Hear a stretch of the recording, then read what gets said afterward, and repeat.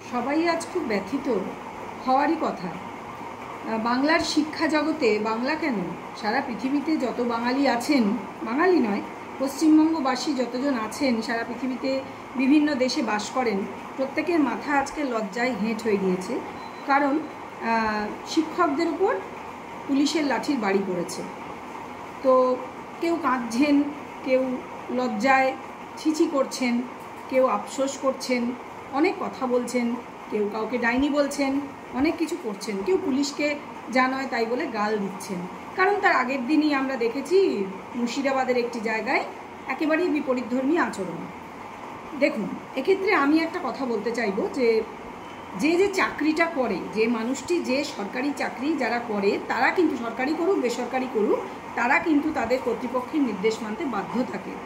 এক্ষেত্রে হয়তো কোথাও কোথাও বেশি বাড়াবাড়ি হয়েছে, এবং অবশ্য করেই আমি নিজে একজন শিক্ষক, আমি কখনোই সাপোর্ট করতে পারি না যে কোনো শিক্ষকের গায়ে হাত তোলা হচ্ছে। কিন্তু এক্ষেত্রে অনেক প্রশ্ন থাকে যে যারা কাজটা করছেন অন ক্যামেরা, তারা ক্যামেরার সামনে করছেন, কিন্তু তারা নিশ্চয়ই তাদের চাকরি বাঁচানোর প্রশ্ন আছে, তারা সেজন্য কাজটা করছেন, তাদেরকেও হয়তো শাস্তির মুখে পড়তে হতে পারে। হ্যাঁ, প্রথম যে কথাটা আমার মনে হয়েছিল, যেটা প্রত্যেকেরই মনে হয়েছে, যে আজকে তারাও তো সরকারি চাকরি করে, আজকে তাদের চাকরিতেও তো এটা হতে পারে যে কোনো প্যানেল বাতিল হয়ে গেল, তারা আজকে যে খুব উদ্যোগ নিয়ে কাজটা করছেন সেটা তাদেরও চাকরি থাকলো না, সেক্ষেত্রে তারা তখন ফিল করবেন, যেটা ভবিষ্যতে করবেন তো করবেন। আজকে যে ঘটনাটা ঘটে গেল সেটা কীরকম লাগলো, সেটা কারোরই ভালো লাগেনি, ভীষণ ডিস্টার্বিং লেগেছে। মেন্টালি প্রত্যেকেই ভীষণ ডিস্টার্বড হয়ে গেছি আমরা।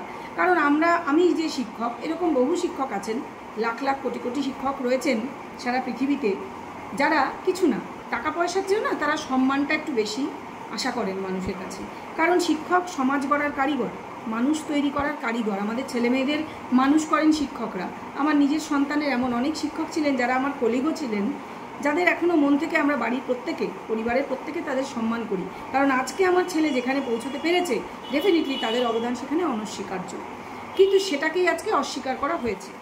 হ্যাঁ, মানছি, ঠিক একটা জায়গাতেই করা হয়েছে, সব জায়গায় যে শিক্ষকের গায়ে হাত পড়েছে তা কিন্তু নয়। পার্টিকুলারলি কলকাতার একটি জায়গায় সেটা হয়েছে, এবং সেখানে আইন অমান্য করা হয়েছিল, এটা ঘটনা, আইন অমান্য করা হয়েছিল। তো আইন অমান্য করলে কিন্তু আমরা দেখেছি অনেক ক্ষেত্রেই পুলিশ ধরে নিয়ে যাচ্ছে, গাড়িতে তুলছে, সেগুলো করা হয়, কিন্তু যেভাবে মানে কি বলবো, মানে কুকুর বিড়ালকে মারা হয় সেভাবে করা হয় না। তো এটা করার পিছনে নিশ্চয়ই কোনো কারণ আছে, অতি অবশ্যই। কারণ কাল থেকে ঘটনা পরম্পরা যা হচ্ছিল, তাতে করে হয়তো মানে এভাবে তারা করতে বাধ্য হয়েছেন। আমি বলবো, আমি কে বলেছেন না বলেছেন, তাদেরকে করতে বলা হয়েছে কিনা আমি সেই প্রসঙ্গে যাচ্ছি না। মানুষ যথেষ্ট বুদ্ধিমান, তারা সবই জানেন বোঝেন, কথাটা সেটা না। তারাও কিন্তু বাধ্য হন তাদের কাজটা করতে, তাদের কাজই ওই রকম, তাদের কাজের ধরনটাই ওরকম, তাদের করতে হয়। এবং পরবর্তী যা স্টেটমেন্ট এসছে, সেটা আমরা কোনো ইলেকট্রনিক মিডিয়ায় যদিও দেখিনি, যে আগে তাদের উপর গায়ে হাত তোলা হয়েছিল, বলা হচ্ছে পুরো ভিডিও দেখানো হয়নি, স্বাভাবিকভাবে মিডিয়ার দিকে মানে তীরটা ঘোরানো হচ্ছে, যে আগে তাদের গায়ে হাত তোলা হয়েছিল, যেটা আমরা এডুকেশন মিনিস্টারের মুখ থেকেও শুনেছি।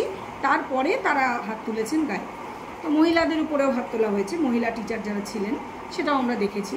মানে হাত তোলা বলতে তারা বলছেন সেন্সিটিভ জায়গায় ইচ্ছা করে মারা হচ্ছে, এবং সেখানে সবচেয়ে বড় কথা কোনো মহিলা পুলিশ দেখিনি। এটা আমার একটু চোখে লাগলো যে কোনো মহিলা পুলিশ নেই, এতজন মহিলা রয়েছেন কিন্তু সেখানে কোনো মহিলা পুলিশ নেই। গতকাল থেকেই এই ডিআই অফিসগুলোতে তালা ঝুলানোর কাজ আমরা দেখেছি বিভিন্ন জায়গায়, তখন কিন্তু অবস্থা এরকম খারাপ জায়গায় যায়নি। আমি জানি না আজকে কেন এটা করতে হলো, পার্টিকুলারলি একটা জায়গাতেই হয়েছে, বাকি জায়গায় কিন্তু মোটের উপর শান্তিপূর্ণই বলবো, হইচই হয়েছে, কথাবার্তা, বাদানুবাদ, উত্তপ্ত বাদানুবাদ সব কিছু হয়েছে, কিন্তু এই জিনিসটা গায়ে হাত তোলে এবং এত নিষ্ঠুরভাবে, এটা কিন্তু আশা একেবারেই করা যায়নি। যেটা হয়েছে আমারও চোখে জল এসছে, আমি অস্বীকার করব না, কারণ একই প্রফেশনের মানুষ তারা, তাদেরকে এরকমভাবে অসহায়ের মতন পথে পড়ে তাদেরকে কুকুর বিড়ালের মতন মারা হচ্ছে, কোনো সুস্থ স্বাভাবিক মানুষের পক্ষে এটা মেনে নেওয়া একেবারেই অসম্ভব। কিন্তু এই প্রসঙ্গে একটা কথা আছে, আজকে আমি তাদেরকে, যারা মারটা খেয়েছেন, তাদের মনে করিয়ে দেবো। যখন এই যে তারা তো চাকরিটা পেয়ে গিয়েছেন, যারা পাননি, যারা মনে করছেন তারা পাওয়ার যোগ্য ছিলেন, তাদের সঙ্গে বঞ্চনা হয়েছে, সোজা কথায় বঞ্চিত চাকরি প্রার্থীরা, যৌথ সংগ্রামী মঞ্চ ইত্যাদি, যারা গান্ধী মূর্তির পাদদেশে আজ কয়েক বছর ধরে বসে আছেন, বহুবার পুলিশের তারা খেয়েছেন, বহুবার তাদের প্রিজন ভ্যানে তোলা হয়েছে, এরকম ঘটনা ঘটেছে। তখন কি এরা চোখ বুঝেছিলেন না যারা আজকে মার খাচ্ছেন? আজকে সবাই এক ব্র্যাকেটে চলে এসছেন এবং সেই জন্য তারা নিজেদের জন্য ফিলটা করছেন। তারাও কিন্তু এই সরকারের যথেষ্ট প্রশংসা করেছেন, এতদিন ভালোই বেসেছেন, বোঝাই যায় তারা ডিউটি করেছেন, সব করেছেন। নাহলে নিশ্চয়ই এইভাবে তারা বারে বারে ফিরে আসতো না। আমি কারোর সমালোচনা করছি না, কারণ আমি সমালোচনা করার কেউ নই। আমি ফ্যাক্টটা বলছি যে তারা আজকে চোখের জল ফেলছেন, তাদের আজকে মনে হচ্ছে যে তাদের সঙ্গে অন্যায় হয়েছে, কিন্তু বাকি যারা 23 লক্ষ পরীক্ষার্থী পরীক্ষা দিয়েছিল 2016 সালে এসএসসি, বাকি যারা বঞ্চিত, যারা মনে করছেন তারা যোগ্য ছিলেন, তারা রাস্তায় বসে আছেন, যারা মামলাটা করেছিলেন, তাদের চোখের জল, তাদের মান সম্মানের কথা কারুর মাথায় কিন্তু এতদিন আসেনি। এই যে প্যানেল বাতিল হওয়ার ফলে সবাই এখন এক ব্র্যাকেটে এসে পড়েছেন এবং পরীক্ষা হওয়াটা জরুরি। পরীক্ষা হলে তবেই একমাত্র হয়তো এই পরিস্থিতিতে সঠিক বাছাই হলেও হতে পারে।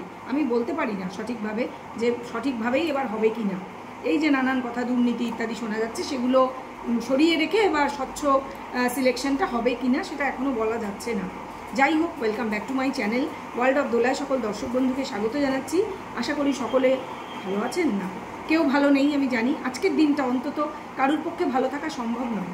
অন্তত যারা একটু পড়াশোনা জানেন, যারা বোঝেন, যারা মান সম্মান দেন শিক্ষকদের, যারা মনে করেন শিক্ষকরা সমাজের মেরুদণ্ড, তারা আমাদের বাচ্চাদের তৈরি করেন, তারা অন্তত মন থেকে আজকের দিনটা ভালো নেই। সেটা আমি বুঝি, আমি নিজে ভালো নেই। কিন্তু কথাটা হচ্ছে এই আজকের যে সিচুয়েশন, এর জন্য দায়ী কারা? এই যে সমাজ গড়ার কারিগর যারা, তারা অনেকাংশে কি দায়ী নন তাদের নিজেদের এই অবস্থার জন্য? যেদিন পর্যন্ত ফাইনাল ভার্ডিক্ট এলো সুপ্রিম কোর্টে, তারা ততদিন অবধি চুপ করেছিলেন। কেন? কিছুর আশায়। একজনকে দেখলাম কালকে, তিনি বলছেন তিনি গেছিলেন এসএসসি দপ্তরে, জানি না কার সঙ্গে দেখা করেছিলেন, তিনি বলেছিলেন যে ওই প্রকাশ করতে যোগ্যদের লিস্টটা, যেটা নিয়ে আজকে এত বাকবিতণ্ডা আজকের দিনে দাঁড়িয়ে। তো তখন তার সঙ্গে খারাপ ব্যবহার করা হয় ইত্যাদি, তাকে বের করে দেওয়া হয়, আরও কিছু কথা তিনি বলেছেন। কথাটা হচ্ছে এরকম আরও সবাই কেন বলেননি? তারা চুপ করে শেষ দিনের জন্য কেন অপেক্ষা করছিলেন? ভরসা রেখেছিলেন। তো ভরসাটা বুঝেছেন এখন যে ভরসা রাখাটা উচিত হয়নি, তাদের মনে হয়েছে। এটা আমার কথা না, তাদের কথা, তাদের মনে হচ্ছে। কিন্তু তারা এখন নানান কথা বলছেন, নাম করে বলছেন, প্রতিবাদ করছেন, নানান খারাপ কথা তাদের মুখ দিয়ে বেরোচ্ছে, কারণ এখন তাদের রুটি রুজি বন্ধ হয়ে গেছে। কিন্তু যারা রাস্তায় বসে আছেন, যারা পুলিশের মারগুতো খেয়েছেন অনেক দিন ধরে, অনেক বছর ধরে, তাদের কথা একবারও মনে হয়নি? এক দিনের জন্য, এক মিনিটের জন্য তাদের পাশে গিয়ে দাঁড়িয়েছেন আপনারা? আপনাদের মধ্যে কেউ? আজকে আমি দেখলাম একজন টিচার, যিনি সদ্য চাকরিহারা হয়েছেন, এক ভদ্রমহিলা, খুব ভালো রেজাল্ট, খুব ভালো র্যাঙ্ক নিয়ে, তিনি হয়তো এই খারাপ বাজারেও মানে স্বচ্ছভাবেই পেয়েছিলেন চাকরি, বা দিতে বাধ্য হয়েছিল তাকে চাকরিটা। তিনি কাঁদছেন। তার যে বর্তমান কলিগ যারা চাকরিতে বহাল আছেন, যারা এই প্যানেলের মধ্যে ছিলেন না, তারা এসে তাকে সান্ত্বনা দিচ্ছেন। সেই কাজটা তিনি করতে পারতেন না? সেই কাজটা অন্যেরা করতে পারতেন না?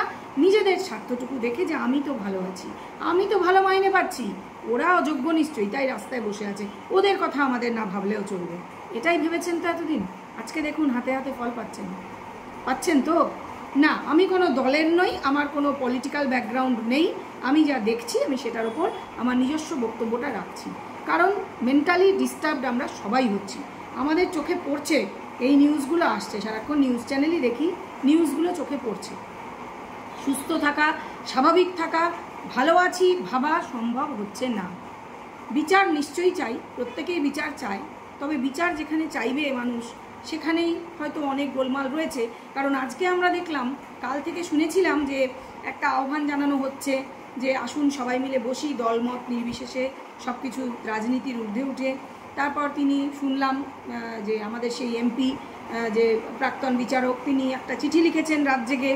তারপর সেই চিঠিটা তিনি ছিঁড়ে ফেললেন ক্যামেরার সামনে, মানে সাংবাদিকদের সামনে ছিঁড়ে ফেললেন। কারণ তার আগের মুহূর্তে তিনি জানতে পেরেছেন, তিনি এসএসসি দপ্তর থেকে বেরিয়েছেন দেখা করে চেয়ারম্যানের সাথে, তখন তিনি জানতে পারছেন যে এই ঘটনাটা ঘটেছে, শিক্ষকরা মার খেয়েছে। এই কারণে তিনি চিঠিটা ছিঁড়ে ফেললেন। তিনি এই সুযোগটা নিলেনই না যে তাকে সময় দেওয়া হয়েছিল, তাকে দেখা করতে বলা হয়েছিল, তিনি গিয়ে ওটা জমা দিতেই পারতেন। কারণ তারপর তিনি অনেক কথা আরও বলবার সুযোগ পেতেন, কিন্তু যে আমি তো জমা দিয়েছি, তাহলে হলো কি হলো না একটা প্রেশার থাকতো গভর্নমেন্টের উপর, কিন্তু সেটা উনি স্বেচ্ছায় ছেড়ে দিলেন সেই সুযোগটা। আমি অবাক হয়ে গেলাম। তাহলে এটা কি রাজনীতি হচ্ছে না? অতি অবশ্য করেই রাজনীতিই হচ্ছে। যে রাজনৈতিক দল পাশে এসে দাঁড়াচ্ছি বলছে, রাজনীতিই করছে তারা, এবং ডেফিনেটলি তাদের নিজের ফায়দার জন্য, অতি অবশ্যই। যতটুকুন তারা বলেছিল ততটুকুনও তারা করে দেখাতে পারলো না। এবার আবার বলা হচ্ছে 2 দিন সময় দিচ্ছি, যদি এই লিস্ট প্রকাশ না হয় তাহলে কিন্তু শনিবার থেকে অন্যরকমই কিছু হবে। সেই অন্যরকমটা কি? এরা তো এর মধ্যেই মার খেয়ে হাত ভেঙে, কোমর ভেঙে, পা ভেঙে পড়েছেন। তাদের পরিবার তো এমনিই ভেসে যাচ্ছে, তাদের এমনি দেয়ালে পিঠ ঠেকে গেছে। জামা প্যান্ট খুলে দেখাতে হচ্ছে সংবাদ মাধ্যমের সামনে যে হালকা ভাবে মারা হয়েছে না কতটা মারা হয়েছে। তারা এই অবস্থায় একদিনেই পৌঁছে গেছেন, মাত্র একদিন আজকে তাদের আন্দোলনে।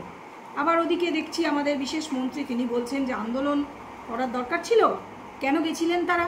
তাদেরকে তো অ্যাসিওর করা হয়েছিল যে তাদের উপর কি কোনো খারাপ অ্যাকশন হয়েছে। তারা কেন শুনছেন না সেই কথাটা?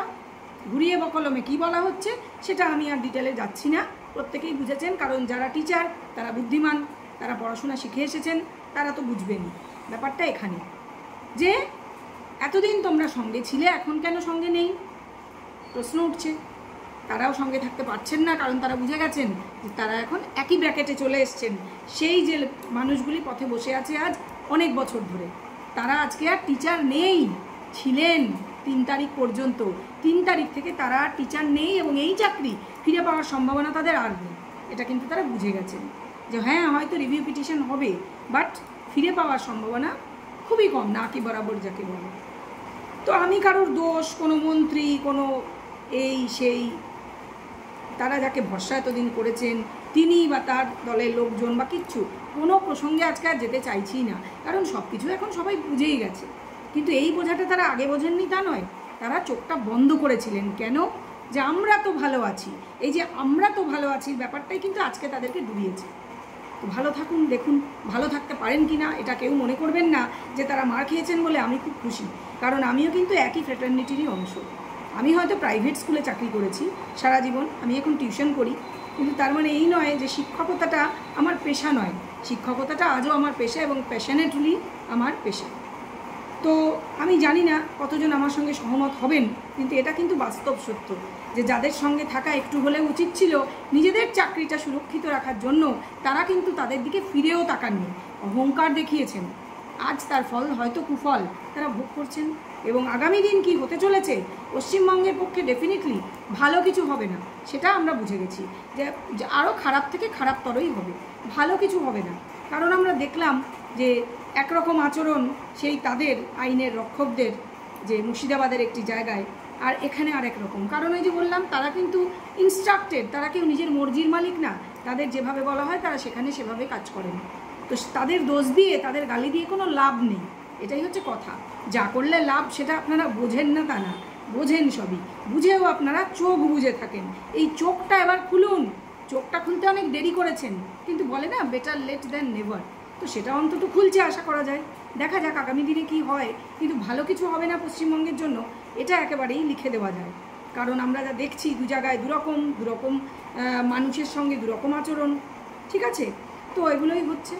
যাই হোক, আমি জানি না ভিডিওটা আজকে ছোটোই হলো, আমার মুড নেই, আমার ভালো লাগছে না, সারাদিন ভালো কাটেনি, খুব স্বাভাবিকভাবে এগুলো দেখে আমি ব্যথিত, চোখ দিয়ে আমারও জল পড়েছে। তো আপনারা বুঝলেন কি না আমি জানি না আমার বক্তব্য, যারা বুঝলেন এবং যারা বুঝলেন না সবাই কমেন্ট করে জানান কি বলতে চান, আপনাদের মন্তব্য কমেন্ট বক্সে জানান এবং আপনাদের মতামত শেয়ার করুন আমার সঙ্গে। ফিরে আসবো নতুন ভিডিও নিয়ে। সবাই ভালো থাকবেন, সুস্থ থাকবেন, চেষ্টা করবেন ভালো থাকার, আর সত্যের পথে থাকবেন। এই কথাটা বলে আমি আমার বক্তব্য আজকে এখানেই শেষ করব। নমস্কার।